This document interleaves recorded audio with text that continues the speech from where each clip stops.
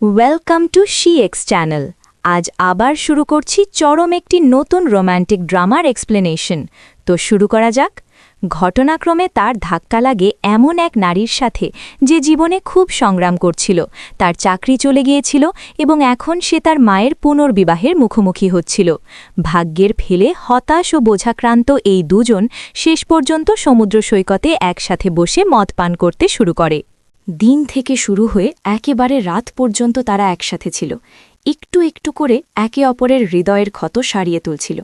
এক মুহূর্তে মহিলাটি প্রায় হোঁচট খেয়ে পড়ে যাচ্ছিল, কিন্তু জংসান দ্রুত তাকে তার বাহুতে লুফে নেয়। এই আকস্মিক শারীরিক নৈকট্য তাদের দুজনকেই অস্বস্তিতে ফেলে দেয়। তারা বুঝতে পারছিল না কি বলবে।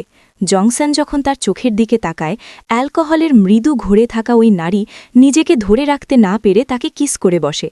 প্রথমে সে সহজাত প্রবৃত্তি থেকে জংসানকে দূরে ঠেলে দেয়, কিন্তু পরক্ষণেই আবার তার কলার ধরে টেনে নিয়ে তাকে পুনরায় কেস করে। সাধারণত লাজুক এবং প্রেম সম্পর্কে অজ্ঞ এই মেয়েটি মাতাল অবস্থায় আশ্চর্যজনকভাবে সাহসী হয়ে উঠেছিল।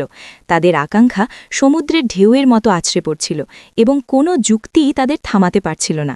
জংসান যখন তার সাড়া দেখে বুঝতে পারে যে মেয়েটি রাজি, তখন কনভার্টেবল গাড়ির ছাদটি ধীরে ধীরে বন্ধ হয়ে যায় এবং তারা দুজন একসাথে একটি রোম্যান্টিক ও মিষ্টি রাত কাটানোর নিয়তিতে আবদ্ধ হয়।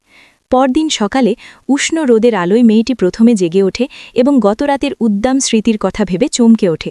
হঠাৎ সে দেখতে পায় একদল বয়স্ক মহিলা এগিয়ে আসছেন। লজ্জায় ও অপমানে দিশেহারা হয়ে সে তড়িঘড়ি করে নিজের কাপড়চোপড় গুটিয়ে বুকে জড়িয়ে সেখান থেকে দৌড়ে পালায়। বয়স্ক মহিলারা কাছাকাছি আসতেই জংসান চমকে জেগে ওঠে। মেয়েটিকে পালিয়ে যেতে দেখে মহিলারা বাঁকা হাসি হেসে এর সম্ভাব্য কারণ নিয়ে গসিপ করতে শুরু করেন। গভীরভাবে অপমানিত বোধ করে জংসান চিৎকার করে ওঠে, আপনারা সবাই এভাবে তাকিয়ে আছেন কেন? কিন্তু এর জবাবে সে কেবল আরও বেশি হাসাহাসির শিকার হয়। চোখের পলকে ৩ বছর কেটে যায়। একসময় সেই লজ্জিত জংসান এখন অনেক কষ্টের মধ্যে দিয়ে রূপান্তরিত হয়ে ডিপার্টমেন্ট হেড পদে উন্নীত হয়েছে। অন্যদিকে সেই মেয়েটি ইউমি একজন পুষ্টিবিদ হবার স্বপ্ন পূরণ করেছে। কাকতালীয়ভাবে তাকে জংসানের কোম্পানিতেই নিয়োগ দেওয়া হয়। লিফটে যখন তাদের ধাক্কা লাগে, জংসান ভেবেছিল সে হয়তো হ্যালুসিনেট করছে। পরে একটি মিটিং চলাকালীন অতিরিক্ত কাজের চাপ এবং অনিয়মিত খাওয়ার কারণে জংসান অজ্ঞান হয়ে পড়ে। ফলস্বরূপ তার সহকারী ইউমিকে তার ব্যক্তিগত পুষ্টিবিদ হিসেবে নিয়োগের ব্যবস্থা করে। ইউমি ভেবেছিল এটি একটি সহজ কাজ হবে, কিন্তু প্রথম খাবারেই সে হোঁচট খায়। খাবার দেখেই জংসান কঠোরভাবে দাবি করে যে প্রতিটি উপাদান নিখুঁত হতে হবে।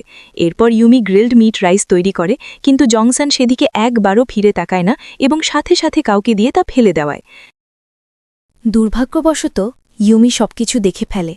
নিজের যত্ন করে বানানো খাবার ডাস্টবিনে আবর্জনার মতো ফেলে দেওয়া দেখে তার হৃদয় ভেঙে যায় এবং সে ক্ষোভে ডিপার্টমেন্টের হেডের মুখোমুখি হওয়ার জন্য ছুটে যায়। ঠিক তখনই জংসান একটি মিটিং থেকে ফিরছিল এবং তাকে দেখতে পায়। চমকে গিয়ে জং দ্রুত লুকিয়ে পড়ে এবং আড়াল থেকে তাকে পর্যবেক্ষণ করে। তখনই সে নিশ্চিত হয় এই লোকটিই হল ৩ বছর আগের সেই লোক যার সাথে সে একটি অবিস্মরণীয় রাত কাটিয়েছিল। জংসান সিদ্ধান্ত নেয় যে সে ইউমিকে একটু শিক্ষা দেবে। পরের দিন সে তাকে ডায়েটের বিশাল এবং জটিল একটি তালিকা ধরিয়ে দেয়, কিন্তু এটা তো ছিল কেবল শুরু। এমনকি ইউমি যখন সবকিছু হুবহু মেনে চলত, জংসান তখনও ভুল ধরত। স্টেক বেশি সেদ্ধ হওয়া বা কম সেদ্ধ হওয়ার অজুহাতে তা ফিরিয়ে দেওয়া, মাছের গন্ধ নিয়ে অভিযোগ করা এবং ইউমি ১ সেকেন্ড দেরি করলেও খাবার ফেলে দেওয়া শুরু করে সে। চাকরি হারানোর ভয়ে ইউমি কেবল চোখের জল আটকে রেখে রেস্তোরাঁর রান্নাঘরে নিজের হতাশা মেটাত। অবশেষে সে আর সহ্য করতে না পেরে ডিপার্টমেন্ট হেডের অফিসে ঢুকে পড়ে। সে শুধু পেছন থেকে একটি স্লিম অবয়ব দেখতে পায়, কিন্তু জংসান যখন ঘুরে দাঁড়ায়, ইউমি এতটাই অবাক হয় যে তাকে নিজের মুখ ঢেকে ফেলতে হয়। এই খুঁতখুঁতে ডিপার্টমেন্ট হেডই হল সেই একই ব্যক্তি যার সাথে সে একসময় রোম্যান্টিক রাত কাটিয়েছিল। সত্যিটা স্বীকার করানোর জন্য সিলিও তাকে দেয়ালের সাথে কোণঠাসা করে ফেলে। সে জিজ্ঞেস করে ৩ বছর আগে সৈকতে তাকে একা ফেলে যাওয়ার কথা কি তার সত্যিই মনে নেই? ইউমি না বোঝার ভান করতে থাকে। জংসান এক পা এগিয়ে এসে তাকে নিজের কাছে টেনে নেয়, দুষ্টু হাসির সাথে নিজের মাথা তার মাথায় ঠেকিয়ে আকর্ষণীয় কণ্ঠে ফিসফিস করে বলে, তুমি কি নিয়ে খেলছ?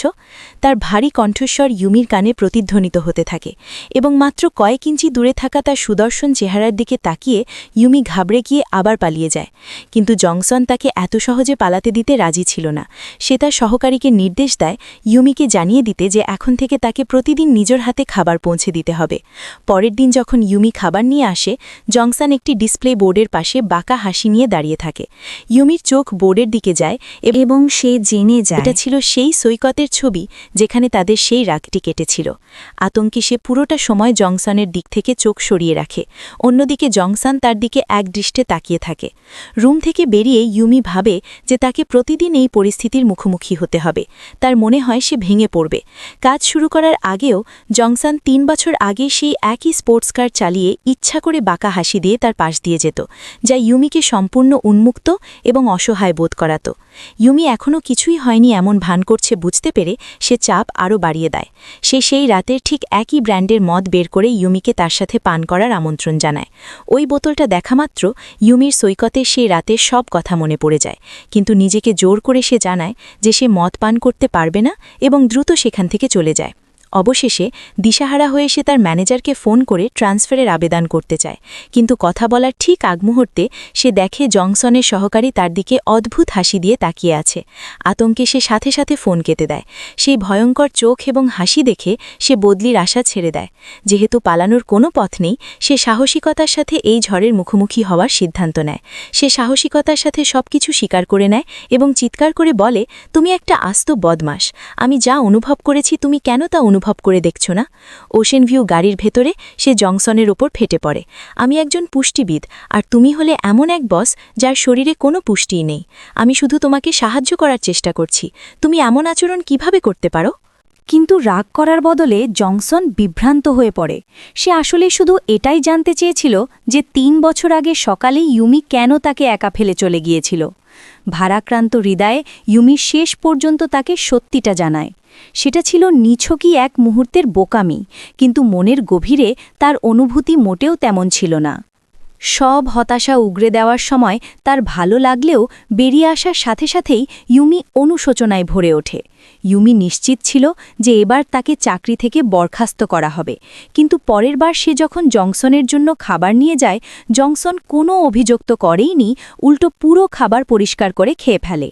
তাকে হঠাৎ এত শান্ত আচরণ করতে দেখে ইউমি প্যানকেক বানায় এবং যা ঘটেছিল তার জন্য ক্ষমা চাওয়ার প্রস্তুতি নেয়।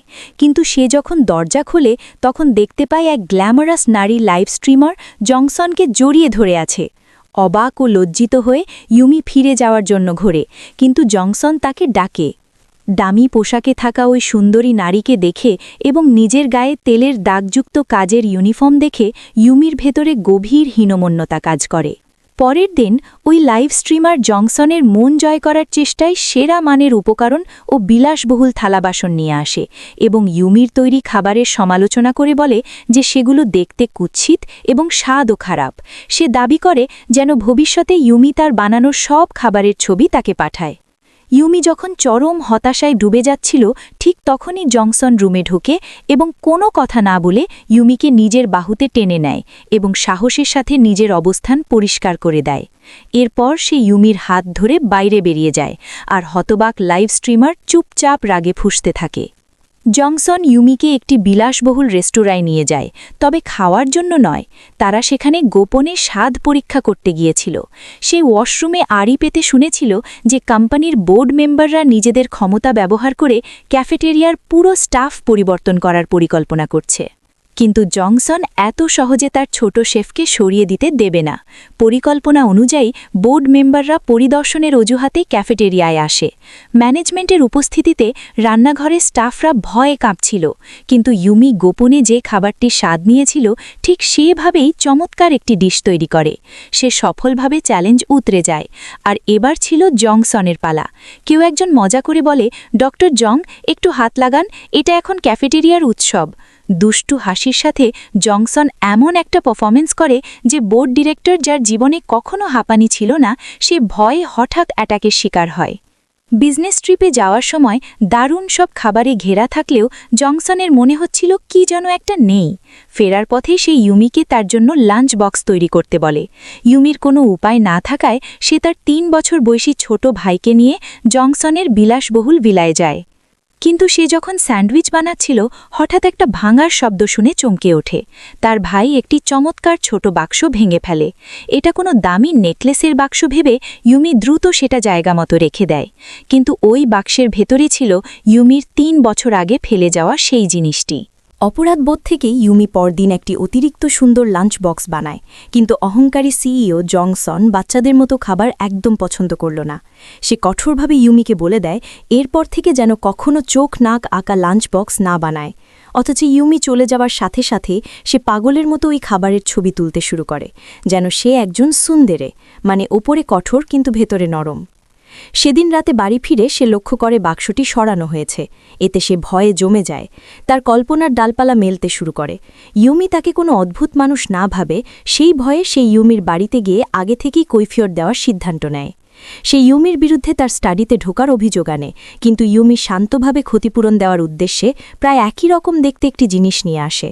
জংসন ঘাবগে গিয়ে জিজ্ঞেস করে সে ভেতরে তাকিয়েছিল কিনা। ইউমি বলে শুধু আকার দেখেই সে বুঝতে পেরেছে। জংসনের মনে ছিল দুটো জিনিস, কিন্তু ইউমির মনে ছিল একটি। এভাবেই তাদের মধ্যে এক চরম হাস্যকর ও অগোছালো কথোপকথন শুরু হয়। জংসন যখন লজ্জায় কুঁকড়ে যাচ্ছিল হঠাৎ একটা শব্দ তাদের বাধা দেয়। অন্য একজন পুরুষ ইউমিকে নিজের দিকে টেনে নেয়, যা জংসনকে প্রচণ্ড রাগান্বিত করে। পরের দিন কাজ শেষ হবার আগে জংসন ইউমিকে নিজের আশেপাশে রাখতে চায়। ইউমি খাবার দেওয়ার পর সে উদাসীন আচরণ করে, কিন্তু ইউমি চলে যাওয়ার পর সে আর চোখে তাকায় এবং ক্ষুধার্ত নেকড়ে মতো খাবার গিলতে থাকে। এদিকে ইউমি তার ছোটবেলার বন্ধু ও ভাইয়ের সাথে হান নদীতে যাওয়ার আমন্ত্রণ পায়, কিন্তু ঠিক তখনই জংসনের মেসেজ আসে ইউমিকে আবার খাবার তৈরি করতে বাধ্য করে সে। বাইরে থেকে ঠান্ডা দেখালেও তার এই উদাসীনতা ইউমিকে বিরক্ত করে তোলে। এবার জংসন পুরো 1 বোতল হজমের ওষুধ খেয়ে ফেলে যাতে সে আবার খাবার গিলতে পারে। ইউমির হান নদীর ট্রিপ নষ্ট হয়ে যায়। তার ছোটবেলার বন্ধু ফোন করে বলে যে সে তাকে নিতে আসছে, আর জংসন পুরো বিষয়টা আড়ি পেতে শুনে ফেলে। ইউমি ঘাবড়ে যায়, কিন্তু জংসনের সেদিকে ভ্রুক্ষেপ ছিল না। সে এক রাতে পাগলের মতো 3 বেলার খাবার খেয়ে ফেলে, যা দেখে ইউমির চোখ বড় বড় হয়ে যায়। কিন্তু সে যেহেতু তার বস, ইউমির কথা শোনা ছাড়া উপায় ছিল না। যখন সে ইনস্ট্যান্ট নুডলস নিয়ে আসে, জংসন ইউমিকে আটকে রাখার জন্য ওই ছোটবেলার বন্ধুর বইটিকে প্লেসম্যাট হিসেবে ব্যবহার করে। সে জোর করে নুডলস খায় এবং সঠিক সময় বুঝে সে তার অভিনয় ছেড়ে দিয়ে জোরালোভাবে ফ্লার্ট করা শুরু করে। তার একটি নিশ্চিতকরণের প্রয়োজন ছিল। খুব কাছ থেকে এমনভাবে তাকে জ্বালাতন করতে থাকে যে ইউমি নার্ভাস হয়ে পানি আনার অজুহাতে পালানোর চেষ্টা করে। কিন্তু জংসন তার হাত ধরে চেয়ারটা পেছনে ঠেলে দিয়ে তার পাশে দাঁড়িয়ে বলে, আমাকে ধোঁকা দেওয়ার জন্য তুমি এটা কেন আনলে? এমন শক্ত আচরণের মুখে ইউমি আবার পালিয়ে যায়, কিন্তু তার হৃদয় আর শান্ত ছিল না। পরের দিন লিফটে জংসন আবার সেই ছোটবেলার বন্ধুর ফোন কল শুনতে পায়। সে সাথে সাথে তার সহকারীকে নির্দেশ দেয় ইউমিকে আজকের স্টাফদের খাবার তৈরি করতে বলতে। কিন্তু এই খবরটি সেই নাছোড়বান্দা লাইভ স্ট্রিমারের কানে পৌঁছায়, যে নিজের জন্য বিলাসবহুল খাবারের আয়োজন করেছিল। ইউমি যখন খুব যত্ন করে বানানো তার ব্যান্টো মানে লাঞ্চ বক্স নিয়ে আসে, কেউ সেদিকে ফিরেও তাকায় না। অপমানিত হয়ে ইউমি তার ভাঙা আত্মসম্মান নিয়ে সেখান থেকে চলে যায়। কিন্তু জংসন একজন দায়িত্বশীল পুরুষ হিসেবে ইউমির বেন্টো বক্স থেকে 10 জনের খাবার তুলে নেয়। রান্নাঘরে ফিরে ইউমি সহকারীর কল পায়। জংসন অতিরিক্ত খেয়ে নিজেকে হাসপাতালের বিছানায় পাঠিয়েছে। সে ছুটে গিয়ে জিজ্ঞেস করে সে এমন বোকামি কেন করল। সে উত্তর দেয় যে ইউমির বলা কথাটি তার মনে ছিল, খাবার নষ্ট করা উচিত নয়। হাসপাতালের বিছানায় শুয়েও তার মনে হিংসা কাজ করছিল। সে জিজ্ঞেস করে কেন সে তার প্রেমিকের সাথে ডেটে যায়নি। ইউমি অবশেষে তাকে জানায় যে ওই ছেলেটি শুধু তার ভালো বন্ধু। এ কথা শুনে জংসন মনে মনে হাসে। হাসপাতাল থেকে ছাড়া পাওয়ার পর সে ইউমির সহানুভূতি পাওয়ার জন্য দুর্বল হওয়ার ভান করে। ইউমি যখন তার জন্য খারাপ বোধ করতে শুরু করে, তখন সে পেছন থেকে ঝুঁকে ফিসফিস করে বলে, তোমাকে এর দায় নিতে হবে। তোমার বেন্টো আমাকে কাজ করার অনুপযুক্ত করে দিয়েছে। ঘাবড়ে গিয়ে ইউমি জিজ্ঞেস করে, কিভাবে দায় নেব? জংসন বলে, আমার সাথে খাবে। কি? সিইওর এই সাহসী পদক্ষেপ একদম কে ড্রামার মতো ছিল। সে ইউমিকে 2 হাত দিয়ে থালা ধরতে বলে এবং সতর্ক করে দেয় যে প্লেটগুলো অনেক দামি, তাই সে যেন সেগুলো না ফেলে। ইউমি যখন ভাবছিল এটা কোনো বড় ব্যাপার না, ঠিক তখনই জংসন হঠাৎ তাকে কিস খায়। আর তারপর ইউমি যখন হতবাক হয়ে দাঁড়িয়েছিল, সে আবার ঝুঁকে এসে গভীরভাবে কিস খায়। প্লেটগুলো আত্মবিশ্বাসের সাথে বহন করে জংসন কুলভাবে ডাইনিং টেবিলের দিকে হেঁটে যায়, আর ইউমি জমে গিয়ে দাঁড়িয়ে থাকে, পুরোপুরি স্তব্ধ। এই ঘোর থেকে সে বের হতে পারছিল না। তাদের প্রথম ডেটটি জংসনের চতুর পরিকল্পনায় তার বাড়িতেই ঠিক করা হয়েছিল। যখন সে মিষ্টি একটি মুহূর্তে ইউমিকে নিজের হাতে খাইয়ে দিচ্ছিল, হঠাৎ ডোরবেল বেজে ওঠে। জংসন দরজা খুলেই চমকে যায়। তার ভনকুবের বাবা না জানিয়েই হাজির হয়েছেন। ইউমি আরও বেশি আতঙ্কিত হয়ে পড়ে। টেবিলে দুটি স্টেক দেখে তার বাবা ভ্রু কোঁচকান, কিন্তু তবু বসে পড়েন। যা হওয়ার কথা ছিল রোম্যান্টিক ডিনার, তা এখন বাবার সাথে আনুষ্ঠানিক ভোজে পরিণত হল। লজ্জিত হয়ে জংসন দ্রুত মোমবাতিগুলো নিভিয়ে দেয়। এদিকে স্টাডি রুমে লুকিয়ে থাকা ইউমি জংসনের সেই গুপ্তধনের বাক্সটি খুঁজে পায় এবং দেখে অবাক হয় যে ৩ বছর আগে তার ফেলে যাওয়া ব্রেস্ট প্যাডটি সেখানে রাখা। এরপর হঠাৎ জংসনের দিক থেকে একটা জোরে শব্দ আসে। চেয়ারম্যান যখন সেটা চেক করতে যান, জংসন তাকে আটকে দিয়ে বলে যে সে বিষয়টা দেখছে। অতি কৌতূহলী চেয়ারম্যান শেলের পিছু নেন, এটা দেখার জন্য যে তার ছেলে এই বিশাল বাড়িতে কোনো মেয়েকে লুকিয়ে রেখেছে কিনা। ভাগ্যক্রমে সে কেবল একটি কালো বিড়াল দেখতে পায়। এই অস্বস্তিকর বাধা শেষ হওয়ার পর জংসন স্টাডি রুমে ইউমিকে খুঁজতে যায়। সে ক্লজেট খোলা মাত্রই ইউমি তার বাহুতে এসে পড়ে, কিন্তু এত কিছুর পরও ইউমি তাড়াহুড়ো করে চলে যায় এবং তাদের ডেটটি অগোছালোভাবে শেষ হয়। তাদের দ্বিতীয় ডেটটিও খুব একটা গোছানো ছিল না। রাস্তায় জংসন হঠাৎ করে গাড়ি বাঁক নিলে ইউমি তার কোলে এসে পড়ে, যা গাড়ির ভেতরে দুষ্টু খুনসুটির জন্ম দেয়। তারা যেখানে পৌঁছায় সেটা ছিল রাস্তার ধারের ছোট একটি রেস্তোরাঁ, এবং সাধারণত খুঁতখুঁতে স্বভাবের জংসন খুব একটা খুশি না হলেও বাধ্য ছেলের মতো ইউমিকে অনুসরণ করে। বসার পর তাকে অস্বস্তিকর দেখাচ্ছিল এবং সে এপ্রন পরতেও অস্বীকৃতি জানায়। খুব শিগগিরই তার খাবার থেকে মূলার টুকরো স্যুপে পড়ে তার সাদা শার্টে ছিটে আসে। ইউমি বাধ্য হয়ে সেটা মুছে দিতে যায়।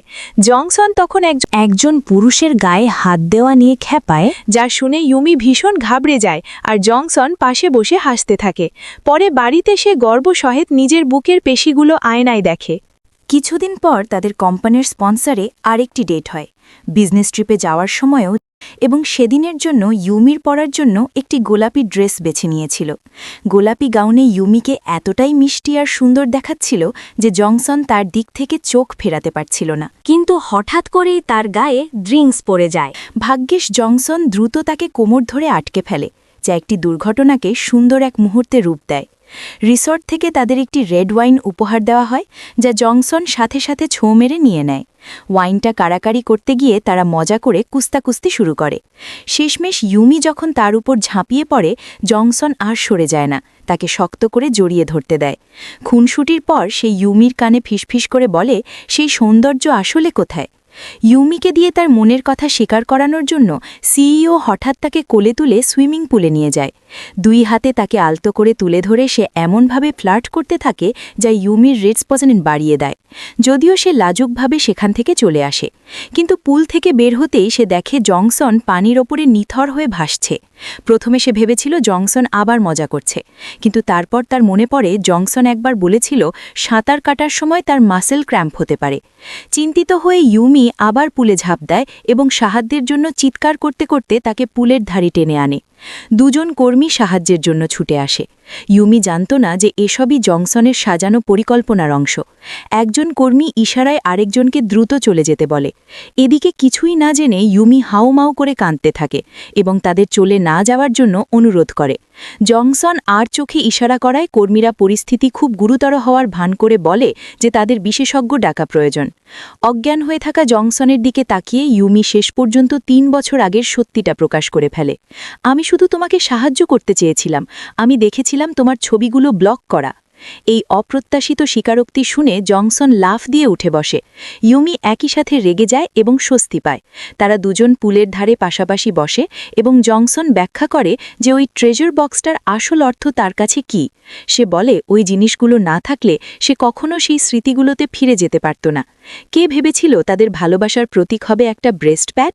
সেটাকে কতটা আগলে রাখে তা দেখে মুগ্ধ হয়ে ইউমি তাকে আলতো করে চুমু খায়। এতে সন্তুষ্ট না হয়ে জংসন আরও একটি চুমুর জন্য এগিয়ে যায়। ইউমি যখন তাকে আবার চুমু খায়, জংসন পুরো পরিস্থিতির নিয়ন্ত্রণ নিজের হাতে নিয়ে নেয়।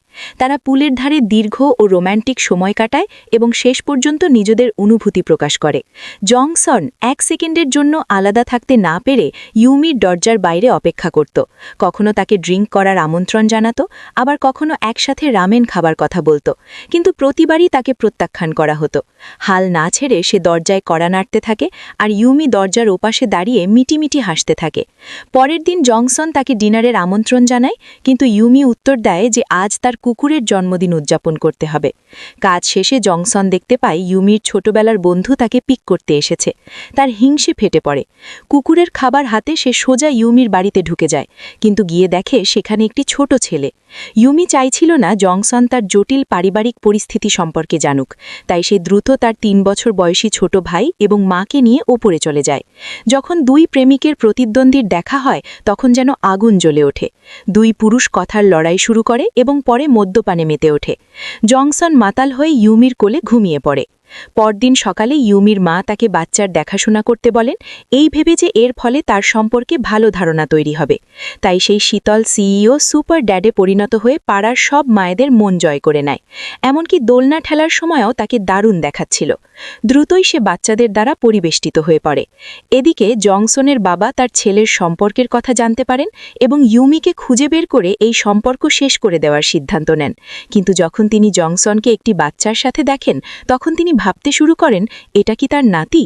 যেহেতু জংসন এবং ইউমি 3 বছর আগে এক রাত সাথে কাটিয়েছিল এবং এখন তার সাথে 2 বছর বড় একটি ছেলে আছে, সিইও ভুল করে ধরে নেয় যে ইউমির ছোট ভাই আসলে তাদেরই সন্তান। তারা 3 জন একসাথে পারিবারিক বেড়াতে বের হন। রেস্তোরাঁয় কর্মীরা তাদের একটি ফ্যামিলি মিল নেওয়ার পরামর্শ দেয়। যখন ইউমি বিষয়টা পরিষ্কার করার চেষ্টা করছিল, জংসন সাথে সাথে পুরো ফ্যামিলি আইসক্রিম কম্বো অর্ডার করে দেয়। ইউমি কখনো ভাবেনি যে তার ভালোবাসার প্রতিদ্বন্দ্বী হবে তার নিজেরই ছোট ভাই। সোজা হয়ে বসে মুখ হাঁ করে বাচ্চাটা মিষ্টি এক লোকমা আইসক্রিমের জন্য অপেক্ষা করছিল, কিন্তু আইসক্রিমটা জংসনের বদলে তার কাছে চলে যায়। ইউমি অবিশ্বাসের দৃষ্টিতে তার দিকে তাকায়। প্রেমিকের সাথে তার ডেট তাকে কিভাবে থার্ড হুইলে পরিণত করল? আমি কি অন্ধ? সে ভাবে। অন্যদিকে জংসন ভাবতে থাকে কিভাবে সে তার নিজের ছেলের প্রতি ঈর্ষান্বিত হয়ে উঠল। এমনকি রাস্তায় হাঁটার সময়ও সে নিজেকে একপাশে অবহেলিত অনুভব করে, যতক্ষণ না সে হঠাৎ শুনতে পায় ইউমি বিড়বিড় করে কিছু একটা বলছে। অবশেষে জংসন হাত বাড়িয়ে ইউমির হাত ধরে এবং 3 জনকে একসাথে রাস্তায় হাঁটতে দেখে মনে হচ্ছিল যেন তারা সত্যিই একটি সুখী পরিবার।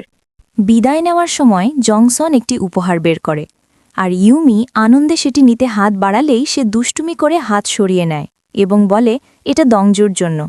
এরপর সে যোগ করে যে কোম্পানি দংজুর দ্বারা অনুপ্রাণিত হয়ে পিতা পুত্রের আন্ডারওয়্যার সেট লঞ্চ করতে যাচ্ছে। পিতা পুত্র সেট শোনার সাথে সাথে ইউমির মন অন্যদিকে ছুটতে থাকে এবং জংসন দ্রুত তাকে বেশি দূর ভাবতে বাধা দেয়। কিন্তু সিইও যে শুধু বাচ্চাদের ভালোবাসত তা নয়, সে তার নারীটিকেও খুব প্যাম্পার করত। পরের দিন সে ইউমির জন্য একদম নতুন যন্ত্রপাতিতে ভরা একটি প্রাইভেট অফিসের ব্যবস্থা করে। তার সাথে কাজ করা রান্নাঘরের অন্য স্টাফেরা ঈর্ষার চোখে তা দেখতে থাকে। ইউমি কিছুটা অভিযোগের সুরে জংসনকে বলে যে এটা একটু বেশিই চাপ হয়ে যাচ্ছে, কিন্তু জংসন তার জন্য যা করেছে তা দেখে মনের গভীরে সে অনেক খুশি ছিল। তবুও তারা দুজনের কেউই সরাসরি বাচ্চার প্রসঙ্গটি তুলল না। এদিকে জংসনের বাবা আর নিজেকে আটকে রাখতে পারলেন না। তিনি ইউমির বাড়িতে আসেন, গোপনে ডিএনএ টেস্টের জন্য দংজুর কয়েকটা চুল নেওয়ার পরিকল্পনা করেন, কিন্তু ইউমির মায়ের হাতে ধরা পড়ে যান। 2 বয়স্ক মানুষের মধ্যে তুমুল ঝগড়া বেঁধে যায়। জংসন যখন জানতে পারে যে তার বাবা ইউমির বাড়িতে গেছেন, সে সাথে সাথে সেখানে ছুটে যায়। ইউমি তখনও বুঝতে পারছিল না আসলে কি ঘটছে, এবং জংসন যখন বাবা হওয়া নিয়ে তার ভুল ধারণাটি প্রকাশ করতে যাবে, ঠিক তখনই ইউমির মা এমন একটা কথা বলে বসেন যা 2 পুরুষকেই স্তব্ধ করে দেয়। ইউমি হতাশ হয়ে পড়ে। তার মনে হয় জংসনের সাম্প্রতিক সব দয়া ও ভালোবাসার কারণ ছিল শুধুই ওই বাচ্চাটা। চেয়ারম্যান ইউমির কাছে গিয়ে তাকে তার ছেলেকে ছেড়ে যাওয়ার নির্দেশ দেন। এদিকে যে লাইভ স্ট্রিমার গত 10 বছর ধরে জংসনকে ভালোবাসত, সে ঘটনাক্রমে জংসন ও ইউমির চুমুর কথা জেনে যায় এবং মানসিকভাবে ভেঙে পড়ে। এমনকি তার শো রেকর্ডিং চলাকালীনও সে অঝরে কাঁদতে থাকে। অনলাইনে এই গসিপ দাবানলের মতো ছড়িয়ে পড়ে। মানুষের সহানুভূতি ওই লাইভ স্ট্রিমারের পক্ষে চলে যায়। এই গুজবগুলো ইউমির জন্য অসহনীয় হয়ে ওঠে।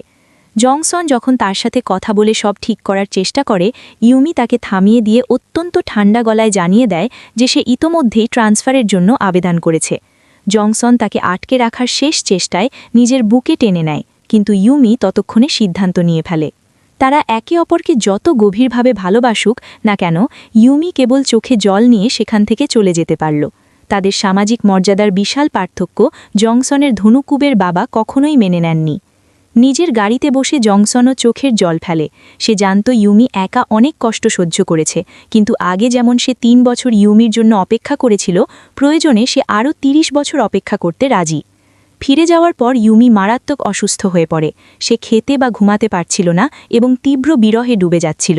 জংসনও তাদের স্মৃতি আঁকড়ে ধরে প্রতিটি দিন পার করছিল। সে তার বিবাহবিচ্ছিন্না মায়ের সাথে দেখা করতে যায়, যিনি টিভিতে তাদের গল্প দেখেছিলেন। তিনি চাইতেন তার ছেলে যেন তার সত্যিকারের ভালোবাসার মানুষের সাথেই থাকে, কিন্তু ইউমির অবস্থা শুধু শারীরিকভাবেই নয়, মানসিকভাবেও আরও খারাপ হতে থাকে। তার মা অসহায়ভাবে নিজের মেয়ের দুর্বল হয়ে যাওয়া দেখেন এবং তীব্র কষ্ট অনুভব করেন। পরের দিন একটি টিভি ইন্টারভিউতে ইউমির মা সাহসিকতার সাথে তার মেয়ের পক্ষে কথা বলেন। তিনি বলেন যে ভালোবাসা কোনো সময় বা স্থান চেনে না এবং অন্যরা কি ভাবল তা নিয়ে চিন্তা না করে মুক্তভাবে ভালোবাসার জন্য তাকে উৎসাহ দেন। এতে অনুপ্রাণিত হয়ে ইউমি অবশেষে সিদ্ধান্ত নেয়। সে তার ছোট ইলেকট্রিক স্কুটারে উঠে জংসনকে খুঁজে বের করার উদ্দেশ্যে বেরিয়ে পড়ে। ঠিক সেই মুহূর্তে জংসন কোম্পানিতে দেখা করার জন্য ইউমির মেসেজ পায়। বিশাল ট্রাফিক জ্যামের সম্মুখীন হয়ে সে একটুও দ্বিধা না করে নিজের গাড়ি রাস্তায় ফেলে রেখে 11 নম্বর বাসে ওঠার সিদ্ধান্ত নেয়। ঠিক তখনই তার বাবা তাকে ফোন করে বাড়ি ফিরে পারিবারিক ব্যবসার হাল ধরতে নির্দেশ দেন। কিন্তু জংসন ইতোমধ্যেই সব কিছু ভেবে নিয়েছে। সে তার অবস্থান এবং উত্তরাধিকারীর মর্যাদা ছেড়ে দিতে রাজি, কিন্তু ইউমিকে সে কখনোই ছাড়বে না। যদি সে আজ এই মেয়েটিকে হাতছাড়া করে, তবে সারা জীবন তাকে আফসোস করতে হবে। তার বাবা রাগে ফেটে পড়েন। 11 নম্বর বাস করে জংসন বুকে প্রচণ্ড সাহস নিয়ে ইউমির দিকে ছুটে যায়। যে পুরুষ নিডীর হয়ে ভালোবাসার পিছু ছোটে, তার এক আলাদা আকর্ষণ থাকে। সবচেয়ে ভালোবাসা সবসময় পারস্পরিক হয় এবং বিচ্ছেদ ও কষ্টের মধ্য দিয়েই তা আরও মূল্যবান ও খাঁটি হয়ে ওঠে। তারা দুজনেই একই গন্তব্যে পৌঁছানোর দৃঢ় সংকল্প নিয়ে এগিয়ে যায়। এত সব কষ্ট সহ্য করার পর অবশেষে তাদের জীবনে বসন্ত নেমে আসে। তারা আর অন্যদের মতামত নিয়ে মাথা ঘামায় না। দুজন একে অপরকে শক্ত করে জড়িয়ে ধরে। আপনি ভালোবাসাকে যত বেশি বুঝবেন, তত বেশি গসিপ আপনার পিছু নেবে, কিন্তু যখন আপনি সাহসিকতার সাথে নিজের অনুভূতি প্রকাশ করবেন, তখন সত্যিকারের আশীর্বাদ খুব দ্রুতই চলে আসবে। তাদের দীর্ঘ ও আবেগপূর্ণ চুমু চারপাশের সবাইকে ঈর্ষান্বিত করে তোলে। ইউমি সন্দেহ থেকে লুকিয়ে থাকা বন্ধ করে এবং প্রকাশ্যে জংসনের সাথে তার সম্পর্ক স্বীকার করে। আর জংসন তার বাবার মুখোমুখি হতে আর ভয় পায় না, কারণ সে ইতোমধ্যেই তার বাবার পুরনো টিমকে নিজের টিমে ভিড়িয়ে নিজের কোম্পানি চালু করে ফেলেছে। সিইওর আকর্ষণ শুধু গার্লফ্রেন্ডের মন জয় করার মধ্যেই সীমাবদ্ধ ছিল না, বাবার সাথে ডিল করার কৌশলও তার জানা ছিল। জংসনের অনবরত প্রচেষ্টায় তার বাবাও ধীরে ধীরে ইউমিকে মেনে নিতে শুরু করেন। সর্বোপরি ছেলের সুখের চেয়ে বড় আর কি হতে পারে। জংসন এবং ইউমি একসাথে 3 বছর আগের সেই একই রাস্তায় গাড়ি চালিয়ে যায়। এই 3 বছরে কত কিছুই না বদলে গেছে। লাখো মানুষের ভিড়ে তারা একে অপরকে খুঁজে পেয়েছিল। নিয়তিই তাদের এক করেছিল। তারা জীবনের অনেক উত্থান পতনের মধ্যে দিয়ে গেছে, কিন্তু হয়তো ভালোবাসার মানে এটাই, আপনি যত বেশি ঝড় সামলে উঠবেন, একে অপরকে তত বেশি আগলে রাখতে শিখবেন। এভাবেই তাদের গল্প একটি উষ্ণ এবং আনন্দময় সমাপ্তির দিকে পৌঁছায়। এই সুন্দর গল্পটি এখানেই শেষ হচ্ছে। ভিডিওটি ভালো লাগলে লাইক, সাবস্ক্রাইব এবং বেল আইকনটি অন করতে ভুলবেন না। দেখা হবে পরবর্তী ভিডিওতে। দেখার জন্য ধন্যবাদ।